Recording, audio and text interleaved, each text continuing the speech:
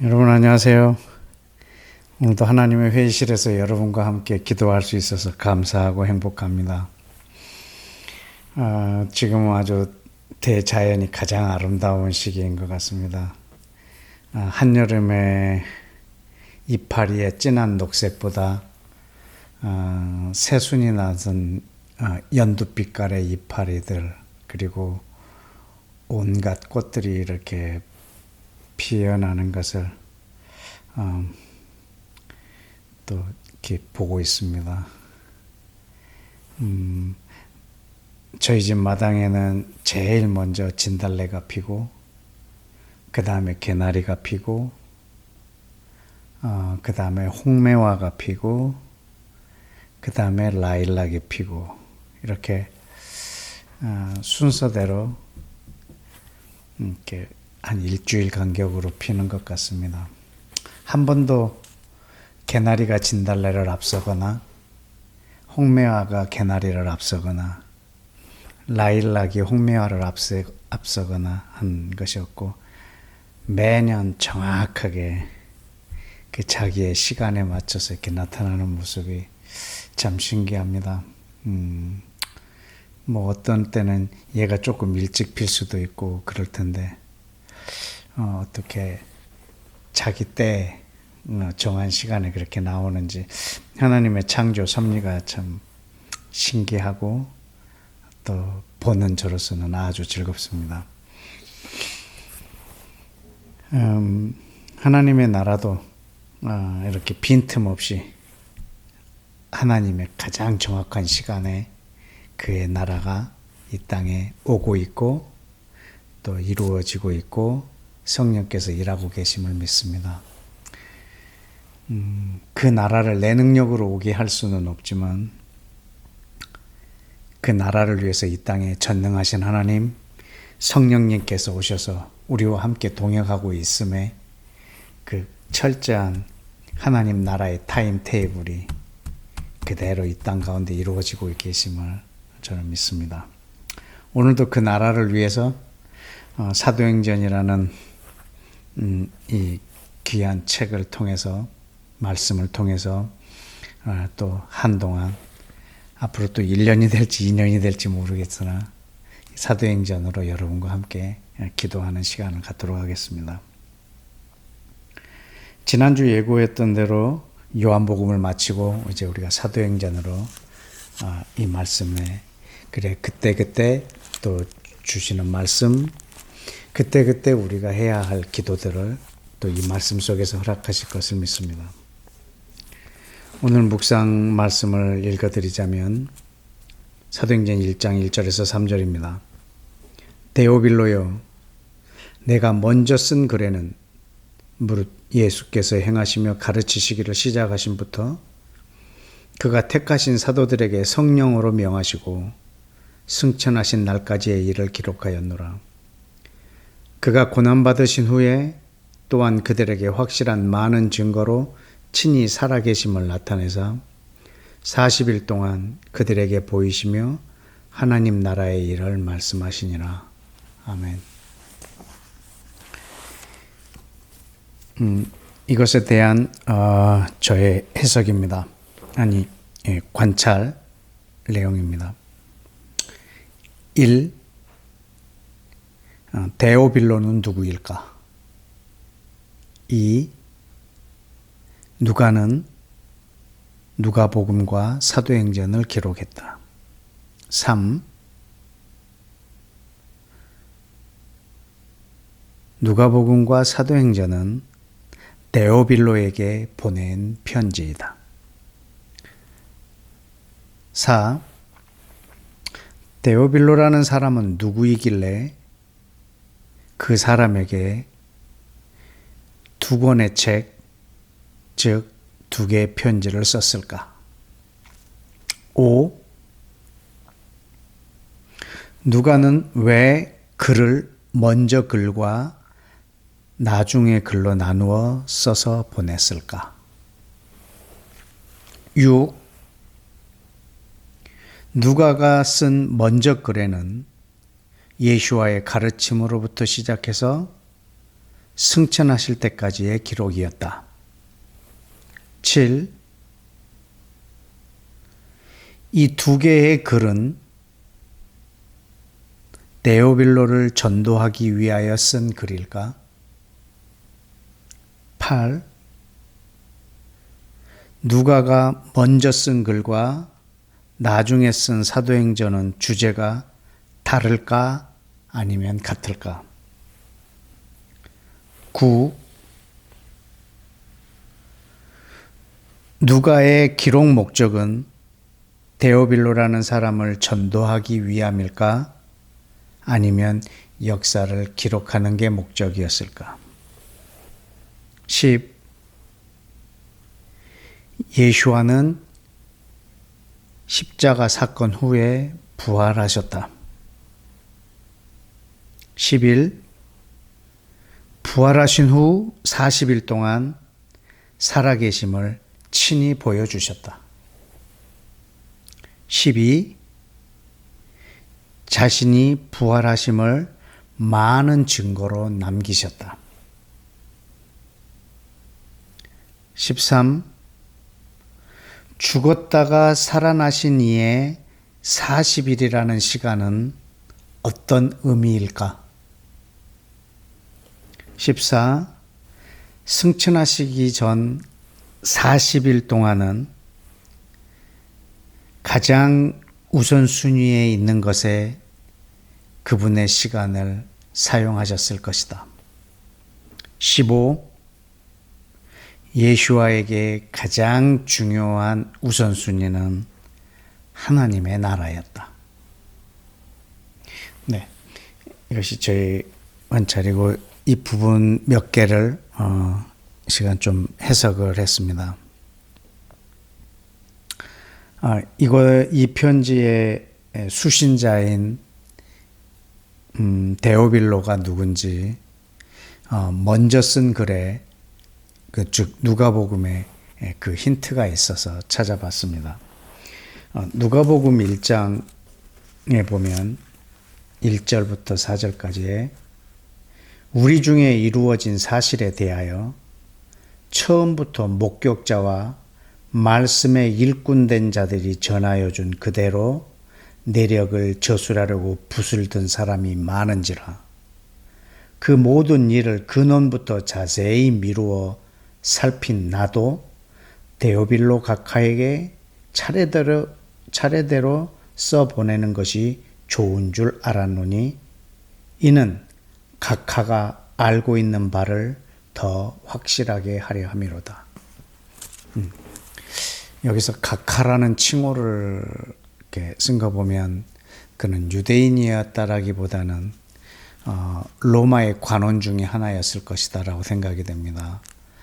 로마의 귀족이었든지 또 이 끝부분에 각하가 이미 알고 있는 바를 확실하게 하려고 글을 썼다라는 말을 보면 아마 그는 이미 예수와를 따르는 자였을 것이었고 그렇다면 그는 로마의 관원으로서의 예수 믿는 유대인들의 아마 큰 후원자 정도 됐을 것 같습니다. 그래서 여기 누가는 많은 사람들이 예수와의 행적을 붓을 들기 시작해서 많은 사람이 있었는데 그래서 나도 특별하게 데오빌로라고 하는 사람에게 이 글을 쓰는 것이 좋겠다라고 생각해서 썼다고 했습니다. 그래서 이 두 개의 글은 데오빌로라고 하는 한 사람을 향해서 쓰여진 책이라고 하는 것에 대단히 도전을 받고 또 의미가 있는 것 같습니다. 어떤 면에서는 유대인이 아닌 이방인에게 예수와가 누군지를 전하는 목적도 있었겠고 그리고 이미 예수와에게 헌신한 그에게 그 마음을 더 돈독하기 위한 목적으로 쓰여진 책이기에 더더욱 값지다라고 생각을 합니다. 한 사람을 위해서 누가복음이 쓰여졌고 한 사람을 위해서 사도행전이 쓰여졌다.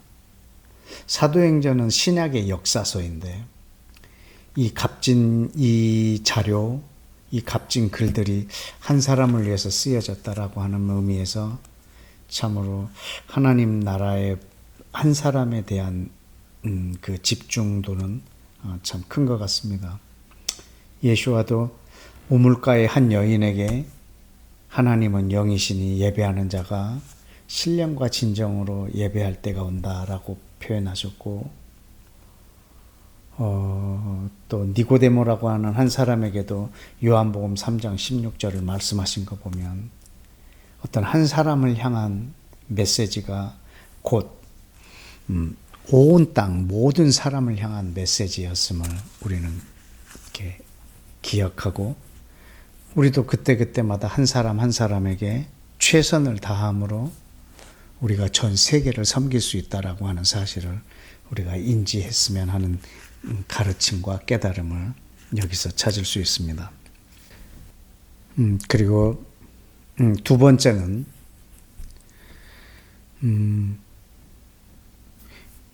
한 사람이 죽었다가 살아났을 때 40일이라는 시간이 주어진다고 하면 우리는 그때 무엇을 할까 저는 생각을 해봤습니다. 그건 누구든지 자기가 가장 중요한 것을 할 거라고 생각합니다. 나에게 가장 의미 있는 일들을 할 것입니다. 왜냐하면 이미 죽음을 맛보았고 그리고 남은 생이 40일밖에 없다면 가장 후회하지 않을 만한 일을 할 것이고 가장 귀한 일을 할 거라는 것이죠. 우리 인생의 모든 것에 본이 되시려고 오신 예수와께서는 그 40일 동안 무엇을 하셨을까? 친히 자기 살아계심을 보여주셨는데 그 목적은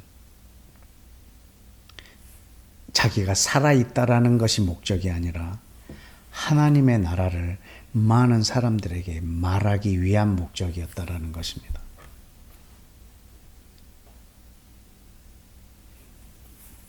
예수와에게 마지막 40일이 가장 중요하셨고 그 기간에 하나님의 나라를 말씀하신 분이었다면 이분이 가르침을 시작한 30살 때부터의 3년 동안의 공생애 또한 가장 중요한 가르침과 그분의 삶의 목적은 하나님의 나라였을 것입니다. 우리는 성경에서 그분의 30살 때부터 공생애로부터 시작한 그 시간들만 우리는 행적들을 알고 있기 때문에 그가 태어나서 30살까지의 그런 삶은 어떤 삶일까? 잘은 모르지만 처음부터 성령에 이끌려 성령으로 태어나신 그분의 목적은 하나님의 나라이셨을 것입니다. 예수와의 일생의 가장 중요한 우선순위는 하나님의 나라일 것이라는 것입니다. 우리는 우리가 믿고 섬기는 예수와도 나의 이데올로기로 만들어 놓고 하나님의 나라라고 하는 이 말도 이 뜻도 자기의 이데올로기에 맞춰서 만들어 놓은 하나님의 말씀에서 말하고 있는 그 나라, 하나님의 말씀에서 우리 가운데 소개하고 있는 예수와가 아니라 자기의 관념, 자기의 종교성, 자기의 성향, 자기의 철학으로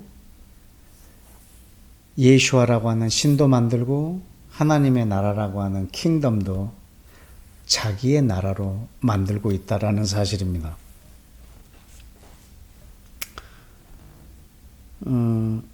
처음 로마가 기독교를 받아들일 때도 그들은 태양신을 섬기고 있었습니다. 근데 그들은 이제부터는 기독교를 공인하며 예수를 섬기는 믿는 나라가 됐습니다. 근데 그들의 태양신의 자리에 예수를 올려놓은 것뿐입니다. 예수를 믿는 것이 아니고 그는 여전히 태양신을 믿고 있는 것입니다. 그 태양신이 예수이기 때문입니다. 다른 나라들은 잘 모르겠지만 우리 대한민국이라는 나라의 전통 종교는 불교도 아니고 유교도 아니고 더욱이 기독교는 더더욱 아닙니다. 이 한반도, 이 민족의 고유한 전통 종교는 샤머니즘이었습니다.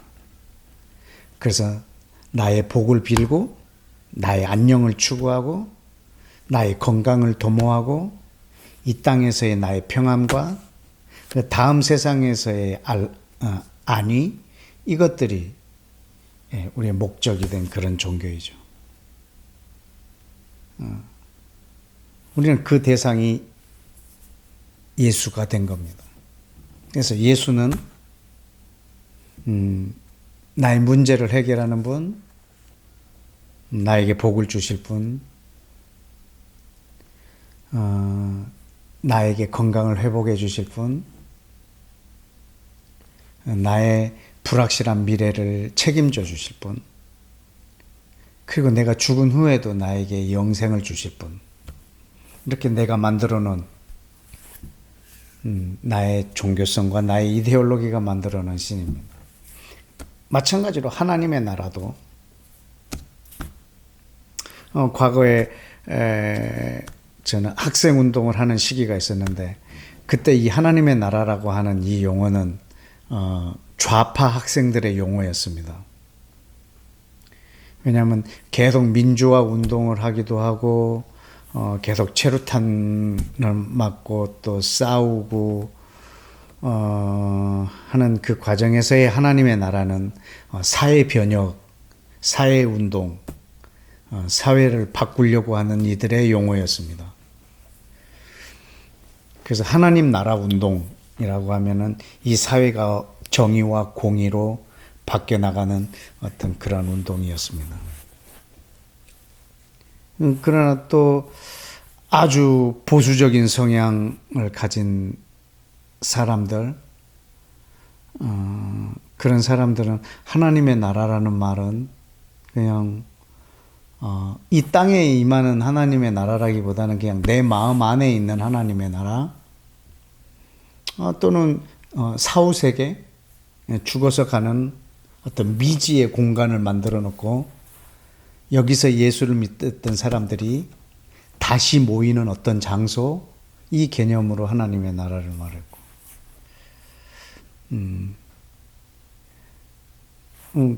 반대에 있는 사람들은 하나님이 이 세상을 사랑하시고 만드시고 사랑하셔서 독생자를 보내실 만큼 존귀하게 여기신 그분의 창조 세계에 하나님의 나라가 임할 것에 대해서 우리는 논하고 있었던 것이죠.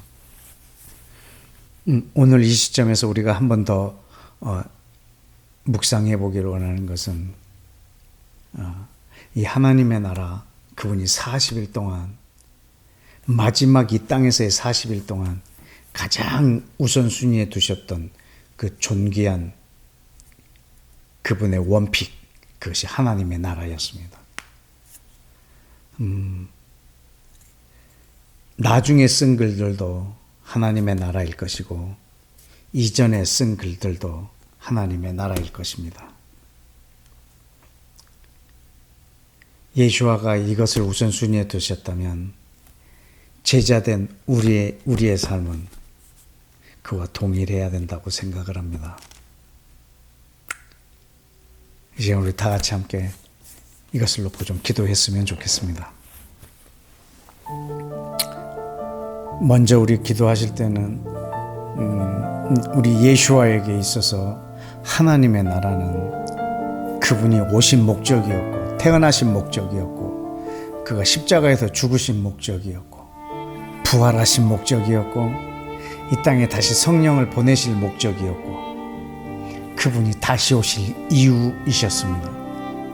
하나님의 나라는 예수와의 세계관이셨고 모든 세계를 보는 그분의 눈이셨습니다.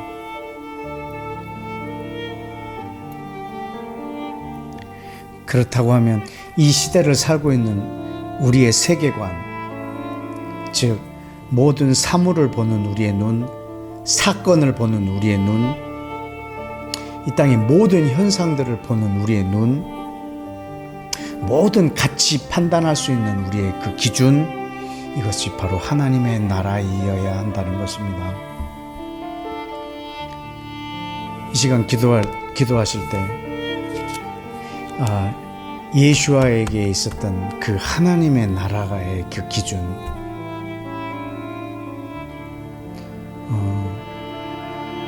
그것이 이 땅을 살고 있는 우리에게도 그 시야가 되어서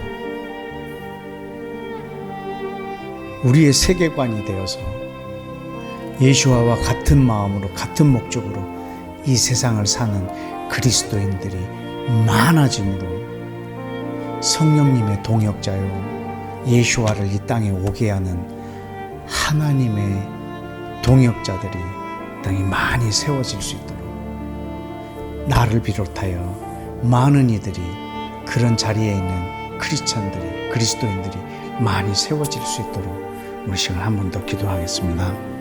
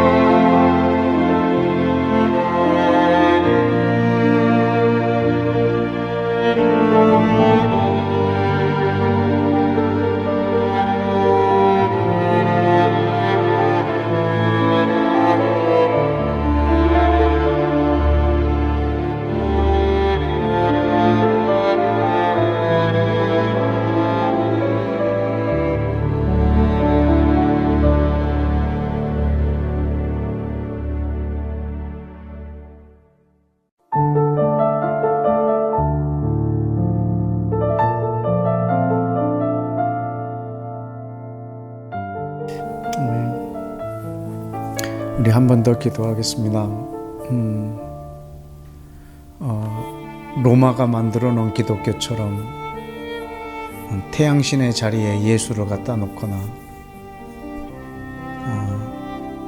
또 우리 민족들처럼 그 샤머니즘의 복을 비는 대상에 예수를 앉혀놓은 그런 우리의 신앙이 아니라 진정으로 분명히 우리 가운데 오신 유대인의 왕이시며 다윗의 보좌에 앉아서 온 땅을 통치하실 왕, 이스라엘의 구원자로 오셔서 모든 민족을 구원하실 이스라엘의 하나님 여호와, 그리고 그 왕이신 그분의 나라, 그리고 그 나라의 백성된 자들의 총칭인 한 세 사람 원유맨, 우리가 꿈꾸는 그분의 나라여야겠습니다. 내가 만들어 놓은 신 예수가 아니고 내 입맛에 맞는 나의 나라를 세우기 위한 하나님의 나라가 아니라 분명하게 이 땅을 통치하시러 오실 왕이신 예수와 그리고 그분의 왕국, 그분의 백성된 원유맨이 이 땅에 튼실하게 세워지는 역사를 열방에 있는 모든 예수와의 제자들이 협력할 수 있도록 성령님 역사하여 달라고 우리 한 번 더 기도하겠습니다.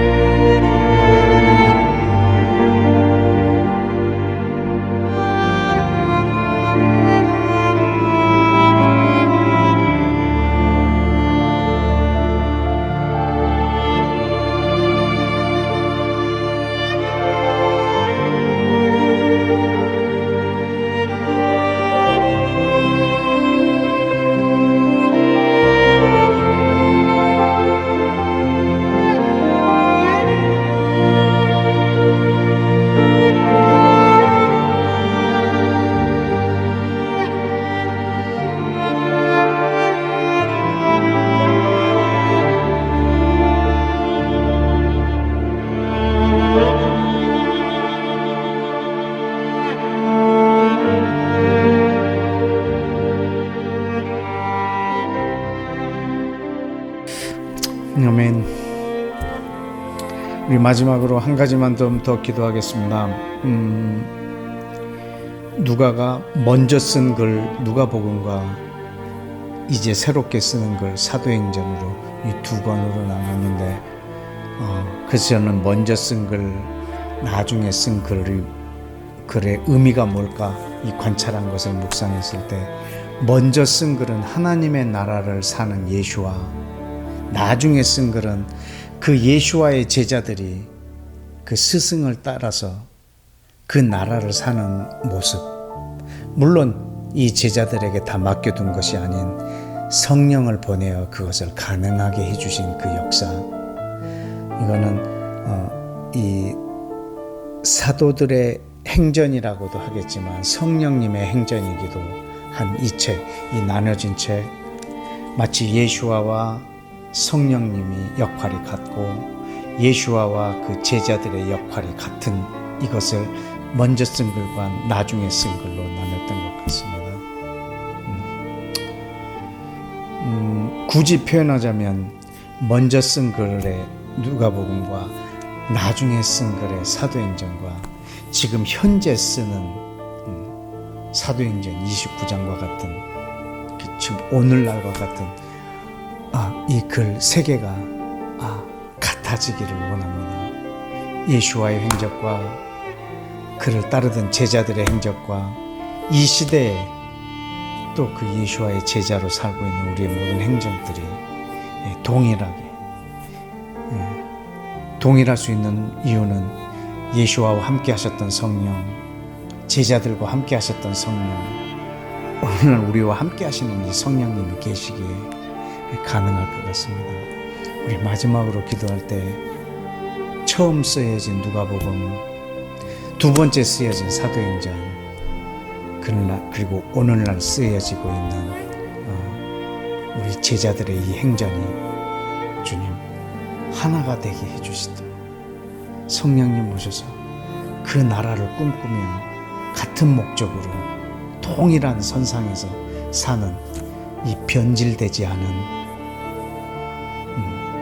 우리의 신앙이 되도록 주님 우리를 붙잡아 주옵소서라고 우리 마지막으로 한 번만 더 기도하겠습니다.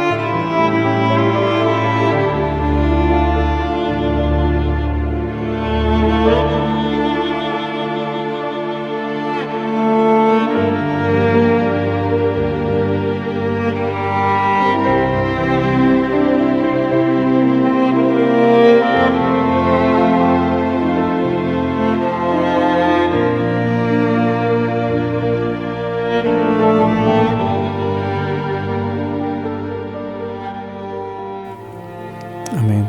제가 한번 기도하겠습니다. 이스라엘의 구원자이신 하나님, 그리고 유대인의 왕이신 하나님, 이 시간 예수와의 이름으로 간청합니다.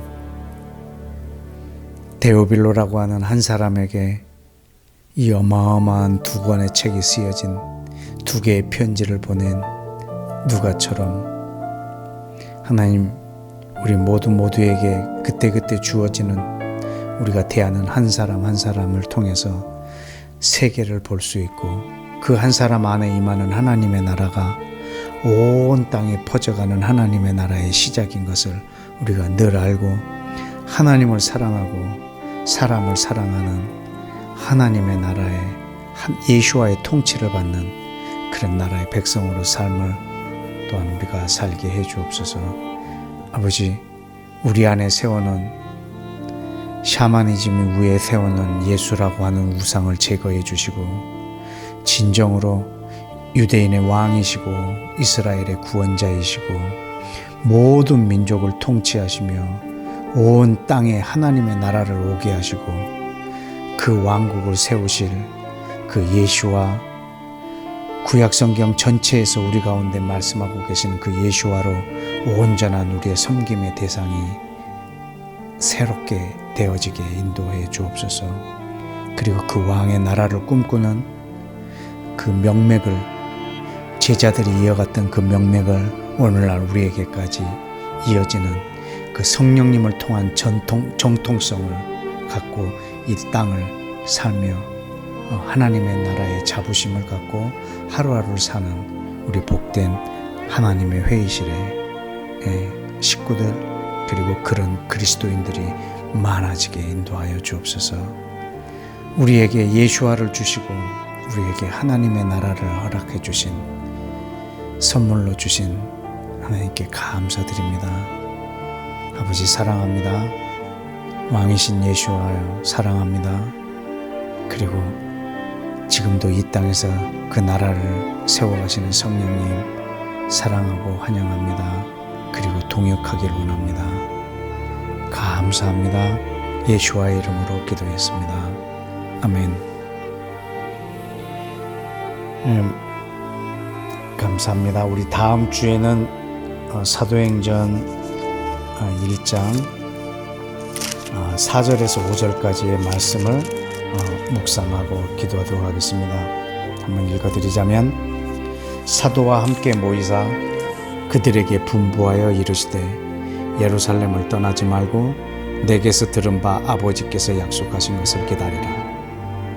요한은 물로 세례를 베풀었으나 너희는 몇 날이 못되어 성령으로 세례를 받으리라 하셨느니라. 아멘. 이 말씀으로 다음 주에 뵙겠습니다. 여러분, 한 주간 동안 아름다움을 만끽하십시오. 안녕히 계세요.